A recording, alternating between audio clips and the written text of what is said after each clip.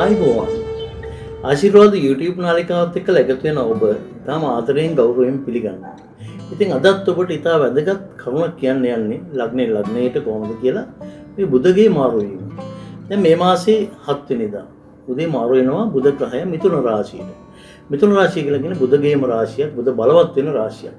ඉතින් මේෂ ලග්නෙමේ ඔබත් හිතන ඇති කොහොමද මේ ග්‍රහ මාරුව කියලා.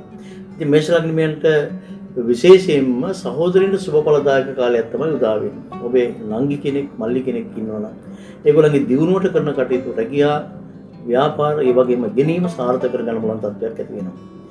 ඔබ සංනිවේදන කටයුතු වගේ දේවල් වල කරන රැකියාවක් කරනවා නම් විශේෂයෙන්ම ඔබට සුබඵලදායක තත්ත්වයක් බලාපොරොත්තු වෙන්න පුළුවන් බව තමයි පේන්නේ. ඉතින් ඒ වගේම ඔබේ උප්පත්ති කේන්ද්‍රයේ බුධගේ පිහිටීම එකට බලපානවා. සමහරට ඔබ බුධ බලවත්ව ඉපදිලා තියෙනවා නම් එහෙම සුබඵල වැඩි වෙනවා. සමහරට බුධ නීචව දුර්වලව සතුරු වගේ හිටියා නම් ඔබ සතුරු පක්ෂයෙන් ප්‍රවේශම් වෙන්න කියලා මතක් කරන්න ඕනේ. කාටත් ඉන්නවා සතුරු. ඉතින් මේ සතුරන්ගෙන් එන උවදුරු වලින් ප්‍රවේශම් වෙන්න කල්පනාකාරීව කටයුතු කරන්න ඕනේ. අගෝස්තු මාසේ 5 වෙනිදාකම් මේ තත්ත්වය පවතිනවා. මේ නිසා මේක සමනය කරගන්න ඉතාම හොඳ ශාන්ති කර්මයක් මම ඔබට කියන්නම්.